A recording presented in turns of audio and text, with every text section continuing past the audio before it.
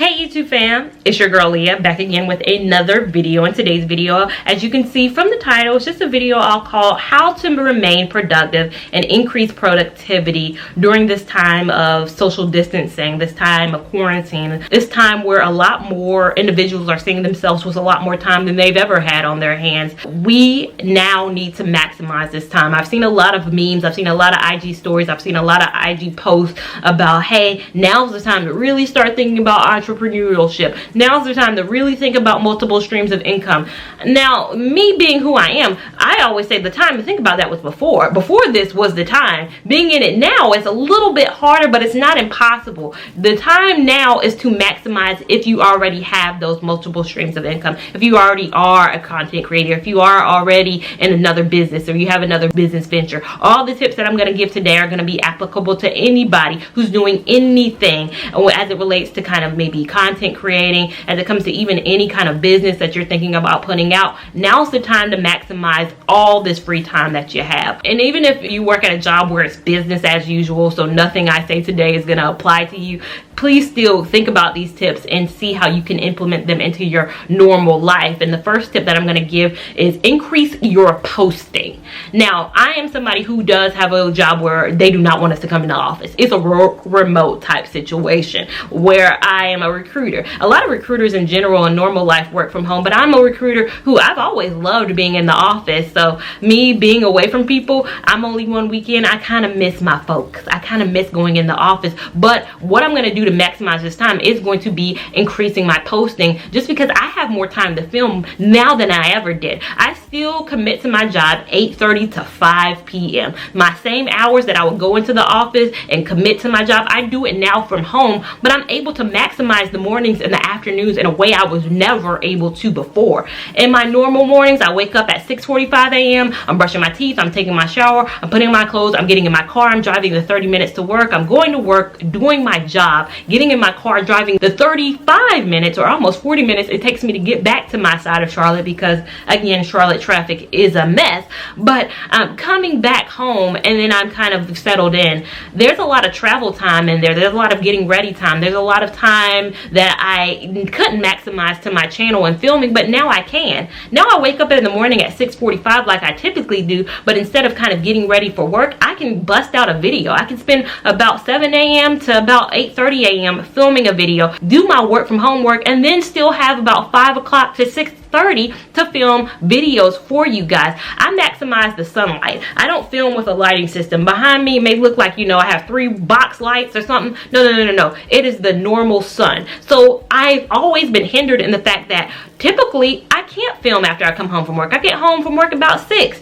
The sun was going down, especially we're out of daylight savings time, but it still doesn't get dark at 8 yet. We're not there yet. That's a June, July thing. So I'm able to still get some good content, and I'm actually maximizing my filming time where I can actually film during the day and still not hinder me actually doing my work. I can film during my lunch break if I need to. The thing that increasing posting is going to do for you is it might not drive up revenue. I will be transparent with you guys. My money for this month is going to be looking a little funny. It's going to be looking a little funny, and I've been posting more than I did in February, but my money is probably going to be less than February because the quality of ads playing before my videos aren't the same ads that were paying beforehand. Before this virus or this quarantine situation we're in now, movie ads were playing. I think A Quiet Place 2 was going to come out. A Black Widow was coming out. We had a lot of good summer blockbusters that was going to hit the theaters, but now we can't go into theaters. So the ads that play before videos now, I think I've seen a local ad for like a Charlotte pool company. I've seen a coronavirus wash your hands ad. So those are good ads, but I don't think they're paying at the same rate so that those bigger companies, the movie trailers are playing. You know, a lot of companies have to hold back on their ad spending too. So the big conglomerates like a Coca-Cola, Pepsi, whoever was paying for ads before, not just movie ads, but other big, huge companies that were paying for ads aren't paying for them right now because they got to keep their marketing budget on kind of freeze, because they have to make sure they can pay their employees during the time we're in. So no, increasing posting right now may not drive up your revenue, but it could drive up your subscribers. I'm on the road to 100,000 subscribers at this point. So increasing my posting, no, may not get me more money, but it definitely should help me get more subscribers, more visibility, more people to my channel. And that's what you need to think about. You need to think about that increasing posting again, may not be best for your kind of revenue, but it's going to be strong for your subscriber increase. And for the people who don't already have a channel, who, you know, I don't have a channel. What do you mean increase postings? I haven't even posted. Now is the time to start a channel. Now is the time. You're in the home. What else can you do? Start your channel. If you've been thinking about if it was on your 2020 bucket list, now's the time. Cha-ching, you need to decide to, this is the sign to start that channel. We're 3 months in. If it was on your vision board and you hadn't done it 3 months in, you don't plan on doing it if you're not doing it right now. If you're not maximizing this time right now to film content, then it really wasn't something on your bucket list, because now again is the time to do things that we did not have the time for before. This is a sign that you need to go ahead and start that channel. Again, the revenue doesn't come immediately. I didn't make money on my channel for the first 9 months. I filmed every single weekend. I filmed and posted 2 to 3 videos a week. Didn't make a dime for 9 months. You're gonna have to go ahead and start filming right now. And no, you might not make money for a whole year, but if at least you can get started now, that's a good step in the right direction. Again, like I say, if you can't take the extra time to do it now, you were never going to do it. You were never going to start and come up with your plan for your business. You were never going to launch that IG, that blog that you were going to launch, if you're not launching it right now when you actually have the ample opportunity to launch it. The next thing, plan. Plan. If you follow me on IG at LeeLamont89, you know your girl is an avid planner. This is my day designer from Target. I don't buy the, you know, the $69, $70 day designer that day designer tries to push. I like this one. It gets the job done that I needed to get done. I love my planner. If you guys see, I plan everything. I'm a functional planner. I'm not much of a sticker planner because I need to write down ideas. I'm planning ideas. There have been so many new ideas, fun, creative ideas that I've had time to come up and think about, and I've actually had time to film too, that I'm maximizing my planning time. I have been using the heck out of my YouTube planning stickers. Michelle, if you don't follow her here on YouTube, you need to, has an Etsy shop where she sells kind of stickers that can tell you, you know, when to film, when to edit, when to do your voiceovers, and when to upload. I love these stickers. If you look at my planner is filled with these stickers. Hey, this is a day to edit. This is a day to upload and edit. This is a day to do all that.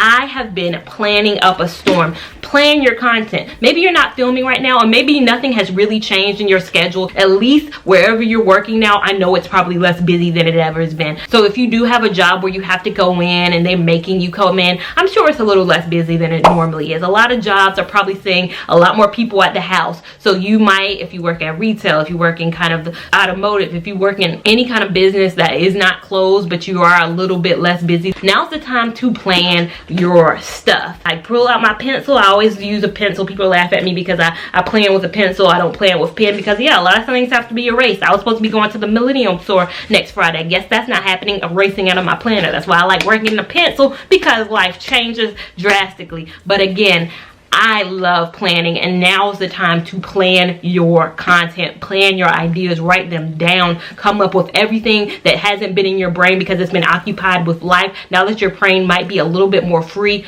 getting them ideas flowing. I come up with at least 5 new ideas a day, and I'm like, dang, Leah, worst crochet hair, that's about to be a new idea. That's a new thing. Active friendly hair. Okay, let's come up with that as well. And I got that idea, the active friendly hair, from doing a poll on IG.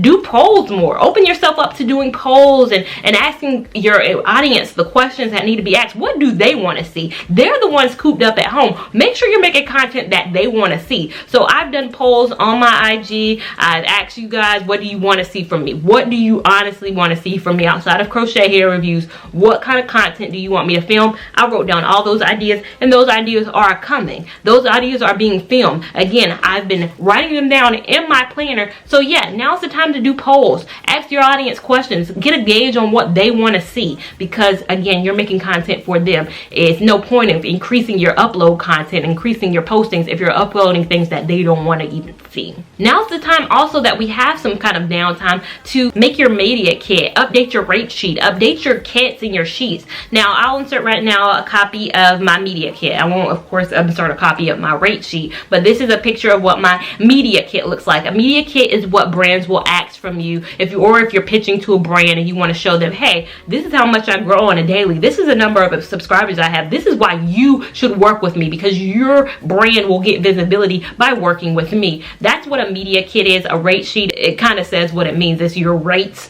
that you charge for certain things, like the videos you produce, your Instagram posting, whatever the case may be. Your rate sheet is how much you charge. I'm gonna be honest with you, 2 months ago I didn't have a rate sheet. A brand reached out to me to collaborate and they said, how much do you charge? Let me see your rate sheet. And I was like, dang it. So I had to stay up till midnight and come up with a rate sheet, because in the past I just give a brand a number and they kind of are good with it. They're kind of good with it. We'll kind of negotiate back and forth, but they asked for a rate sheet because, again, they are a big company. And I was like, okay, I'll give you a rate sheet. And again, I didn't have one though. Now, you know, is the time that you come up with a media kit and you need to come up with a rate sheet while we have this downtime. Now, these two things may not come into play a lot more because, one, companies aren't collaborating as much as they used to. Now, the company I just mentioned that asked for my rate sheet, we agreed upon it and we entered into an agreement and they sent me the hair. I was supposed to try the hair in April because the hair was going to be released in May. They have since come back and said, hey, we're actually not going to release this until July just because of what's going on. I can completely understand that. So not a lot of brands are collaborating right now. One, because manufacturing is down.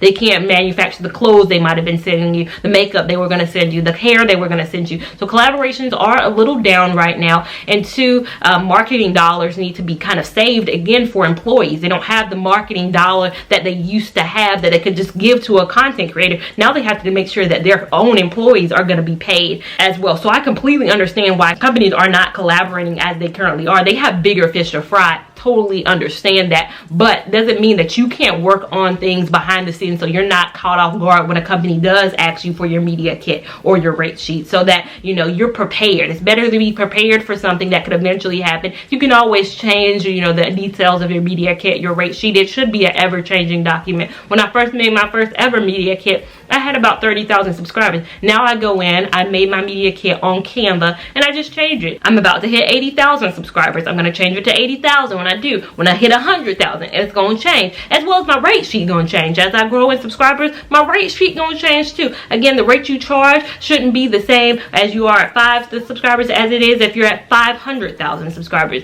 A lot of people are going to ask, what should I charge? What should I charge? You value yourself. Now is also the time to think about what is your value. What do you think you're worth? What do you think you bring to the table? I know what I bring to the table now. I used to didn't, now I do. I know what viewage my hair content gets. You know what viewage your hair content gets. You know what viewage and how many people say, hey girl, I bought this because of you. I get tons of comments from people saying, I bought this solely because of you. I bought this solely because of you. I bought this solely because of you. So now I know, hey, people buy stuff solely because of me. This is what you should be paying me. So now is the time again to work on that rate sheet and what you're worth. Nobody can tell you what you're worth. Number 6, this may seem obvious, but now is a good time to respond to comments too. I try my best to respond to every single comment that comes through. I try my hardest to respond to comments on a daily, whether it's on IG or it's on YouTube or wherever it may be. I try to keep a handle on it, but sometimes I just can't. Working full days, coming home and editing, trying to put work into behind the scenes of YouTube. Sometimes it's hard to be kind of forward facing and kind of being able to respond to every comment as they come in, especially if it's a video that gets about 200 comments or so.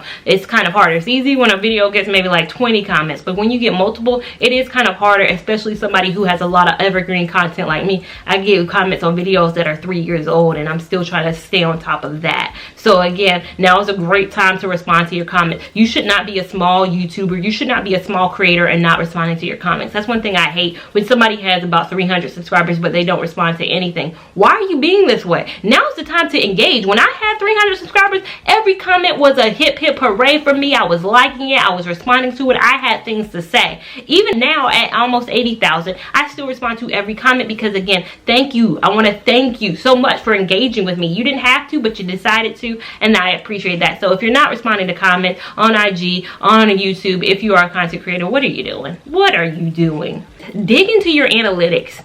I never have time to dig into my analytics. I have never. YouTube Analytics is an awesome tool. It is there to help you. They have expanded themselves in so many ways that it's crazy that people don't dig into it more, but I just honestly don't have time and haven't had time to dig into this kind of social distancing. I dug into my analytics the other day and I read that 12,100 people have their notification bell on for my channel. And I was like, what? Which they told me was 15% of my audience. And they also let me know, hey, 10 to 30% is the typical for a normal channel of how many people they have who have their notification bell on. And I was like, I never knew how many people turned their notification bell on because I never advertised into my channel. You guys notice I barely, maybe once or twice a year we'll say. And make sure your notification bell is on so you can get all your notifications and stay up to date on my channel. I never advertised that. But to know that over 12,000 people have that notification bell on for me made me realize, hey, I need to be more vocal about that because notification bells get subscribers' eyes on your video as soon as you upload. And that's what you want. You want eyes on your video as soon as you upload. You don't want eyes on your video 3 days later. You need it within the first day. And with that notification bell on, they're getting a notification, which means they can come immediately. So they flood your video and YouTube says, hey, a lot of eyes came to this video. Let's bump it up. Let's increase it.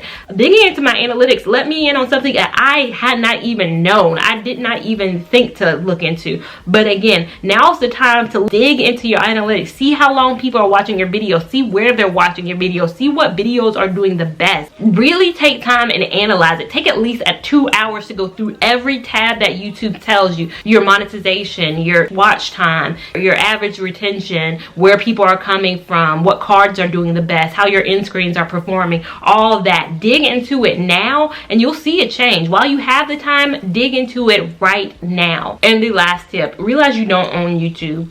I think that's a hard pill for a lot of people to swallow, but they put a lot of eggs in their basket on YouTube too. A lot of people say, well, Leah, you have multiple streams. You have YouTube and you have, your regular job. Both two things I don't own. My company could belly up tomorrow. The company I work at, with this kind of crisis that we're in right now, they could flop as well as YouTube could flop. I don't own YouTube. I don't own Google. I get a 1099 just like any other individual contributor who does work on a platform or doesn't own the company. I don't own this at all. Now's the time to also think about me having a multiple streams of income, multiple streams that do not revolve around Leah Levon the brand. I might need to look into stocks. I might need to look into real estate. I need to look into something else to supplement my income. Realize right now that even if you are a content creator, you do not own that platform. You do not own YouTube. YouTube could flop tomorrow just like anything. So again, look into multiple streams of income that do not surround just YouTube. Be smart about this. Be strategic about this. We don't own nothing here. We are not, unless you're watching this right now and you're Google and you're Mr. Google and the inventor of Google, or you invented Facebook, you might be straight right now. But us who are workers for these platforms, who produce and put content and host content on these platforms, do not own this. So our channel could be snatched tomorrow. Again, my revenue is not what it was a month ago in terms of the ads that are playing. So again, multiple streams is an important thing right now. Now that has been today's video on how to stay productive, how to be your best while we are in the current state we are in right now. If you have any other suggestions, please leave them down below. Make sure you give this video a big thumbs up if you enjoyed it. Make sure you give it a big thumbs up even if you didn't enjoy it. We like all the love and support over here on this channel. Make sure you're subscribed to my channel so you don't miss any of this good content that I produce for you guys here. And make sure you have that notification bell on so you don't miss any of the content that I produce in the future. Make sure you're following me on Instagram at LeahLevon89, and I will see you in my next video. Thank you so much for watching. Bye. I no go lose control. Bad man, I feel your flow. Wine I'm slow. This one will be private show.